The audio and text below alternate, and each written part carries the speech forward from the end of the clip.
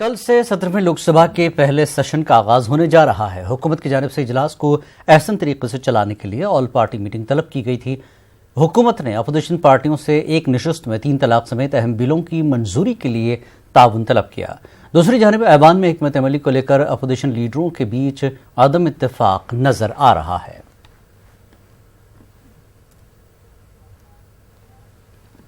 दिल्ली में मुनक्कदा all party meeting में TRS की जानिब से केशव राव और नामा नागेश्वर राव ने शिरकत की। मीडिया से बात करते हुए केशव राव ने कहा कि हमारे मसाइल से मरकज को वाकिफ किया गया है। हम तालीम के अलावा खवातीन रिजर्वेशन, कौमी प्रोजेक्ट की मंजूरी व दीगर पर बातचीत की। పార్లమెంట్ కాబోతుంది 73 కాబట్టి నేను చెప్పింది ఏంటంటే మీరు కూడా రెస్పాన్సిబిలిటీ తీసుకోండి అలాంగ్ విత్ ది అపోజిషన్. ఎందుకంటే మాకు కొన్ని ఇష్యూస్ ఉన్నాయి. రీఆర్గనైజేషన్ బిల్ది అది ఫుల్ఫిల్ కాలేదు. ఈ తీరుగా విమెన్స్ రిజర్వేషన్ ఉంది, లేదా స్టేట్ ఆఫ్ ఎకానమీ ఉంది, బడ్జెట్ రాబోతుంది, దాంట్లో ఒక అన్సర్టనిటీ ఉంది. జీడిపినే ఛాలెంజ్ చేసి సుబ్రహ్మణ్యం జీడిపి కరెక్ట్ కాదు అంటున్నాడు. ఇవన్నీ చెప్పాము అక్కడ.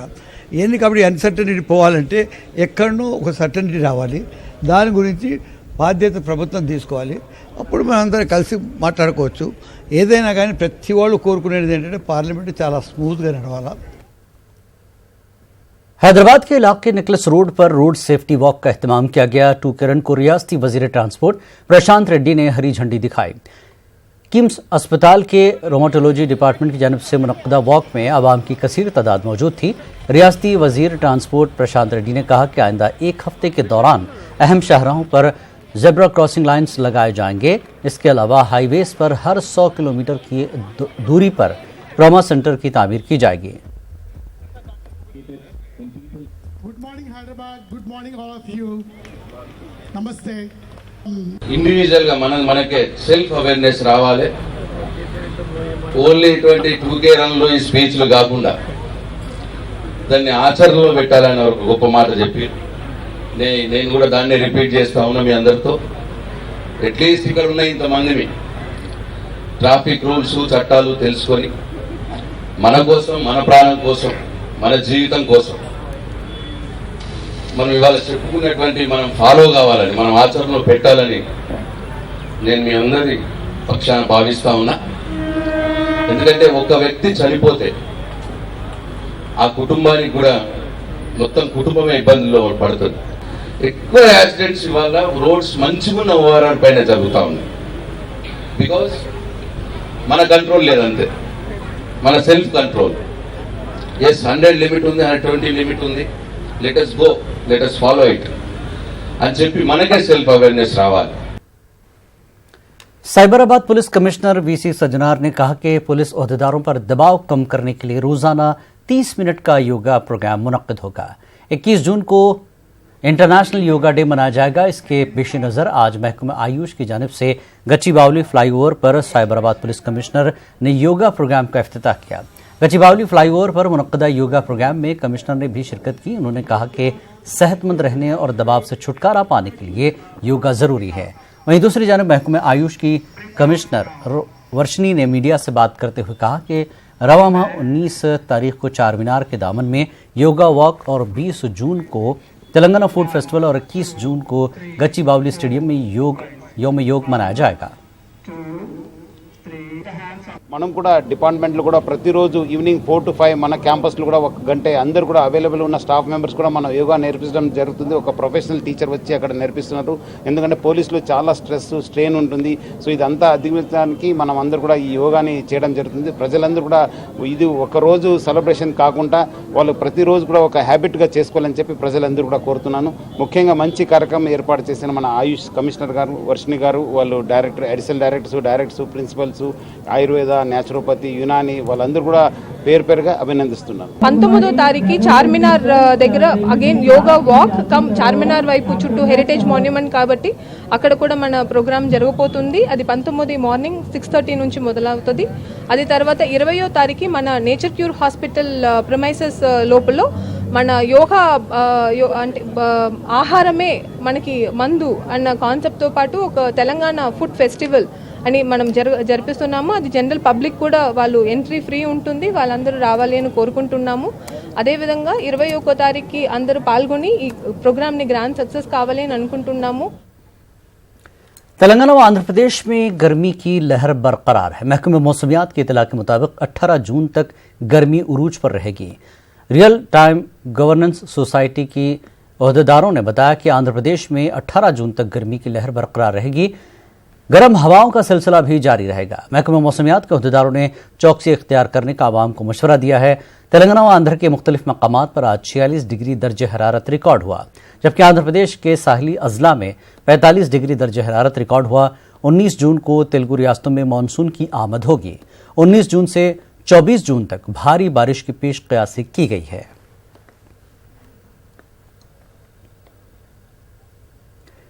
मरकजी हुकूमत गरीबों की फलाह बहबूद के लिए आयुष्मान भारत स्कीम को शुरू किया है। मरकजी ममलिकती वज़ीर दाखिला किशन रेड्डी ने यह बात कही। उन्होंने निजी अस्पतालों से खिदमत खल्क के जज्बे को परवान चढ़ाने पर जोर दिया। हैदराबाद के दुमलगुड़ा इलाके में वाक़े साधुराम साई आई हॉस्पिटल में मुनक्किदा तकरीब में शिरकत के मौके पर किशन रेड्डी ने यह बात कही। उन्होंने कहा कि चाहे कोई भी इंसान किसी भी महकमे में आला ओहदे पर फायज हो तो उसको चाहिए कि वो खिदमत खल्क के जज्बे के तहत काम करे।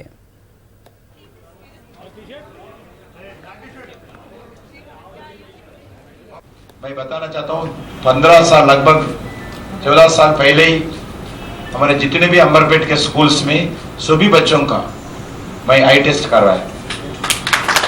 आप लोगों को 1400 बच्चे आई प्रॉब्लम के जब गवर्नमेंट स्कूल्स में, क्योंकि टीचर बोलते थे तो ठीक तरीके से नहीं पढ़ रहे, पिताजी बोलते हैं घर में, पेरेंट्स भी बोलते हैं हमारा बच्चा पढ़ता नहीं, मगर उनका प्रॉब्लम है हाइट प्रॉब्लम, कोई बताते नहीं, उनको मालूम नहीं रहता।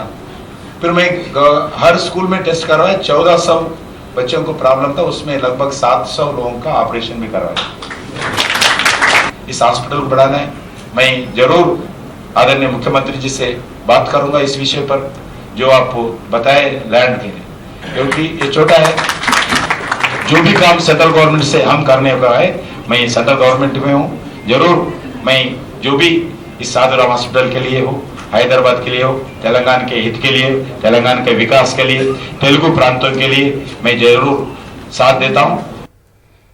जिला जगतियाल के मेटपल्ली में दिल दहलाने वाला वाकया पेश आया है। लड़की की पैदाइश से नाराज एक मां ने नौज़ायदा बेटी को फरोख्त करने का ऐलान किया। आज सुबह इस खातून ने अपनी बेटी को फरोख्त करने का ऐलान किया। मुतासरा खातून का कहना है कि पहले भी इसको एक लड़की है, इसके बाद दोबारा लड़की पैदा हो गई, जिसके बाद शौहर नाराज होकर घर छोड़कर चला गया। अब लड़की की परवरिश के लिए उसके बाद कोई जरिया नहीं है, जिसके सबब उस खातून ने लड़की को फरोख्त करने का ऐलान किया। पुलिस केस दर्ज करते हुए खातून से पूछताछ कर रही है।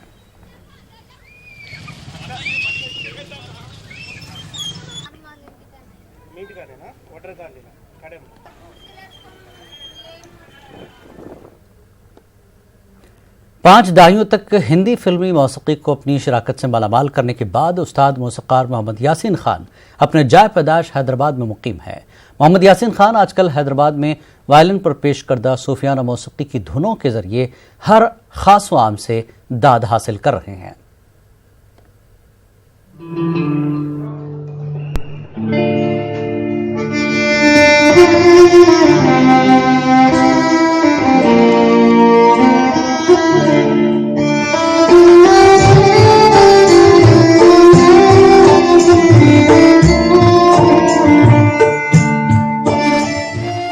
उस्ताद फनकार मोहम्मद यासीन खान को बचपन से ही मौसीकी से दिलचस्पी थी।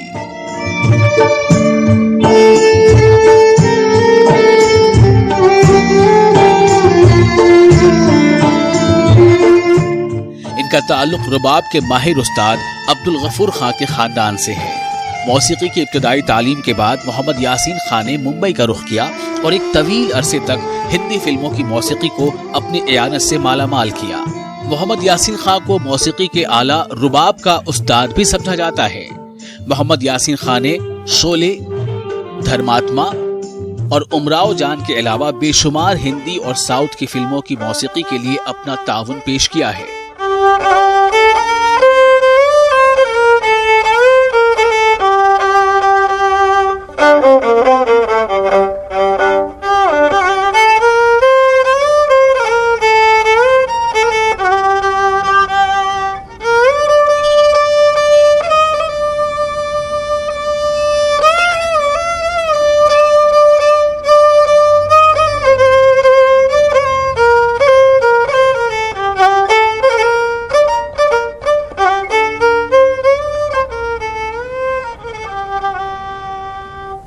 रबाब यूनिक इंस्ट्रूमेंट है साहब। हिंदुस्तान में तो किसी के पास नहीं होगा, भी तो 1-2-4 लोगों के पास होगा। ये हमारा ख़ानदानी इंस्ट्रूमेंट है और इसमें अफगानी धुनें बजाई जाती हैं, जैसा जंजीर का गाना है, धर्मात्मा के गीत हैं। और बॉम्बे में मुझे ख़याम साहब ने भी बहुत साथ दिया, उनके साथ फिल्म उमराव जान के गीत और कई फिल्मों में उनके मैंने संगत की है। फिल्मी गीत तो बरसों से मैं बजाता ही हूँ। वैसे मेरा ताल्लुक हैदराबाद, मद्रास तेलुगु फिल्म इंडस्ट्री से भी रहा है। मैंने तेलुगु गीत भी प्ले किए हैं। मुंबई फिल्म इंडस्ट्री को 3 दहाकों तक अपनी खिदमात पेश करने के बाद मोहम्मद यासीन खां अब अपने खानदान के साथ हैदराबाद में सकूनत पजीर हैं। मुंबई से हैदराबाद आने के बाद भी इन्होंने मौसीकी से अपना रिश्ता नहीं तोड़ा है।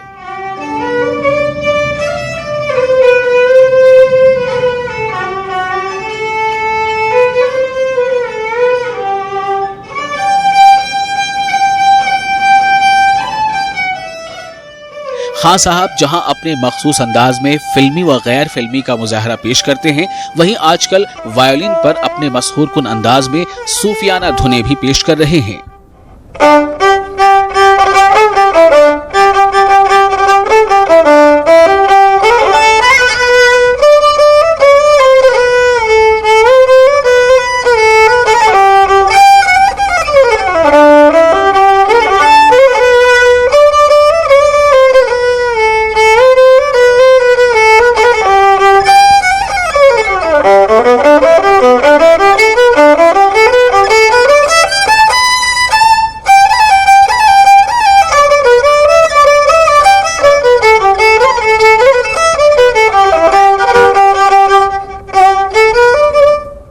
नुसरत फ़तेह अली खां साहब और जितने भी सूफ़ी ख़वाल वगैरह वो बहुत फेमस हो चुके हैं। उनकी वजह से हमारे फ़न को भी कुछ बढ़ावा मिला, तो मैंने ख़वालियाँ शुरू की इसी पे इंस्ट्रूमेंटल म्यूज़िक।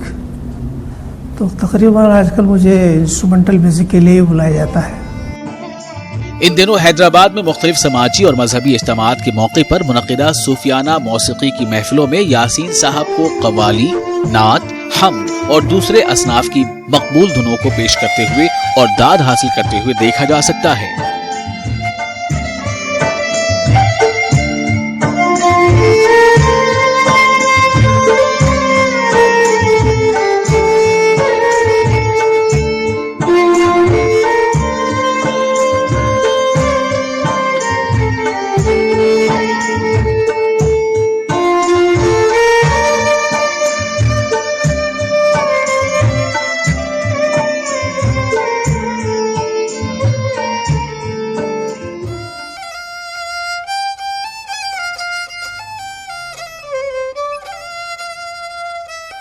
मोहम्मद यासीन खां मौसीकी के कई आलात बजाने में महारत रखते हैं।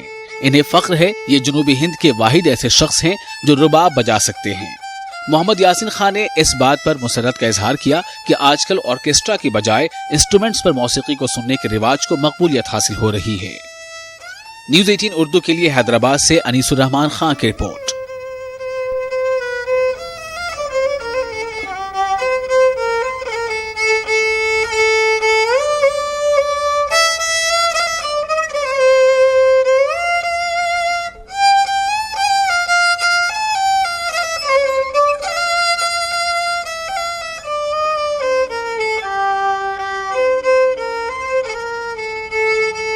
ने आंध्र प्रदेश के वजीर आला जगन मोहन रेड्डी, तेलंगाना के वजीर आला के चंद्रशेखर राव और तेलुगु देशम पार्टी के सदर चंद्रबाबू नायडू को एक मकतूब तहरीर किया है। पार्लियामेंट्री उमूर के वजीर प्रहलाद जोशी की जानिब से टीआरएस, वाईएसआर और तेलुगु देशम पार्टी के सदूर को एक मकतूब तहरीर किया गया, जिसमें 19 जून को मुनक्किद होने वाले इजलास में शिरकत की दावत दी गई है। ज़राए के मुताबिक 5 अहम उमूर पर तबादला ख्याल किया जाएगा। इजलास में वज़ीर आज़म नरेंद्र मोदी भी शिरकत करने वाले हैं, जिसमें पार्लियामेंट के वक़ार के अलावा वन नेशन वन इलेक्शन, मुल्क की आज़ादी के 75 साल की तकमील, बाबा कौम महात्मा गांधी की 150वीं जयंती और पिछड़े अजला की तरक्की पर तबादला ख्याल किया जाएगा।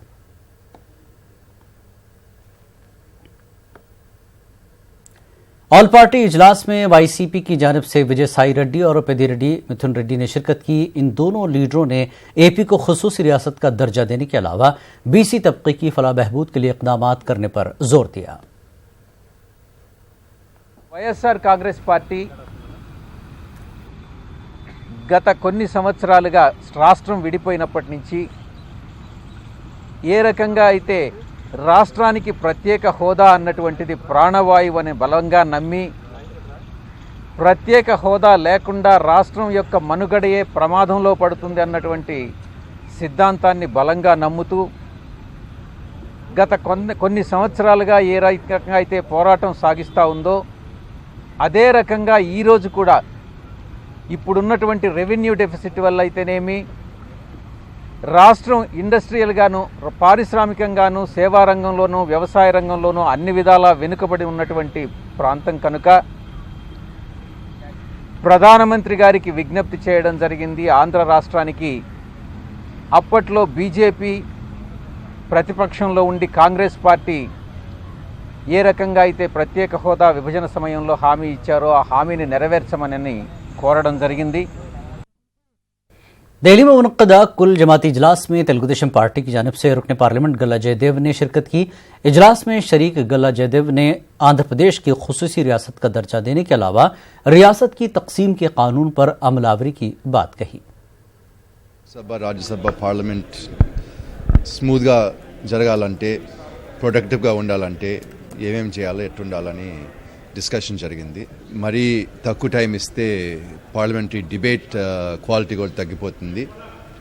డెమోక్రాటిక్ ప్రాసెస్ బాగుండాలంటే డిబేట్ హెల్తీగా ఉండాలని చెప్పాను। చాలామంది కోఆపరేటివ్ ఫెడరలిజం గురించి మాట్లాడుతూ ఉన్నారు।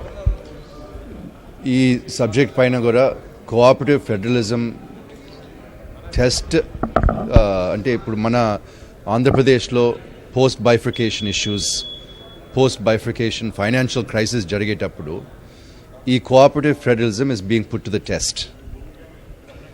నేషనల్ ఇష్యూస్ పైనే కాదు కోఆపరేటివ్ ఫెడరలిజం ప్రతి స్టేట్కి వాళ్ళకి యూనిక్ ఇష్యూస్ ఉంటాయి। అది సెంట్రల్ అటెన్షన్ ఉండాలా, సెంట్రల్ యాక్షన్ ఉండాలా, లేకపోతే కోఆపరేటివ్ ఫెడరలిజం కూడా దెబ్బతింటుందని కూడా। रियासत भर में तेलुगुदेशम कारकुनों पर हमलों का सिलसिला जारी है। तेलुगुदेशम पार्टी के कौमी सेक्रेटरी नारा लोकेश ने कहा कि तेलुगुदेशम कारकुनों पर वाईसीपी कारकुन हमले कर रहे हैं। उन्होंने अपने ट्विटर पर कहा कि वाईसीपी कारकुन कामयाबी के बाद गैर इंसानी हरकत कर रहे हैं जो ठीक नहीं है। वाजरा के गुंटूर के एक देहात के लोगों पर तेलुगुदेशम पार्टी को वोट डालने का इल्जाम है, जिसके बाद इस देहात के किसानों को दीगर इलाके के लोगों ने 5 साल के लिए बाइकआउट किया है। नारा लोकेश ने सवाल किया कि क्या बेकसूर लोगों को मारना ही राजन नाराजम है।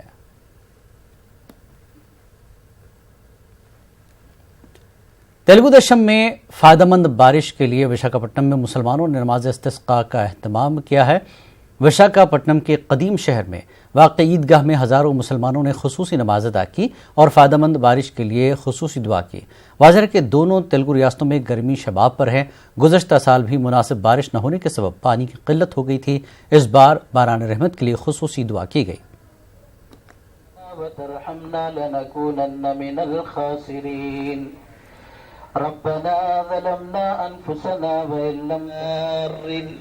आजिलन आजिल गैर आजिलन या हय्यु या क़य्यूम बिरहीम या अरहमर राहिमीन या अरहमर राहिमीन अल्लाहुम्मा ला।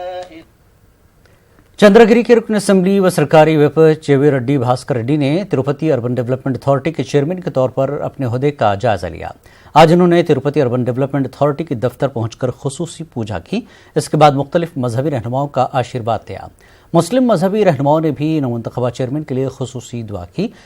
इस मौके पर वाईसीपी लीडरों और कारकुनों के अलावा तिरुपति अर्बन डेवलपमेंट अथॉरिटी के ओहदेदारों व दीगर भी मौजूद थे।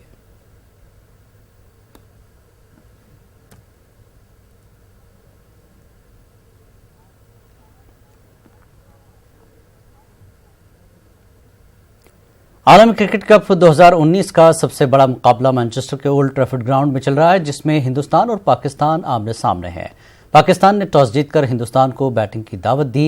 मैच की जीत पर हिंदुस्तान की गिरफ्त मजबूत है। ओपनर रोहित शर्मा ने 140 रन बनाए। इस तरह केएल राहुल और विराट कोहली ने भी शानदार मुजाहरा किया और फिलहाल अभी मैच बारिश की वजह से रुका हुआ है।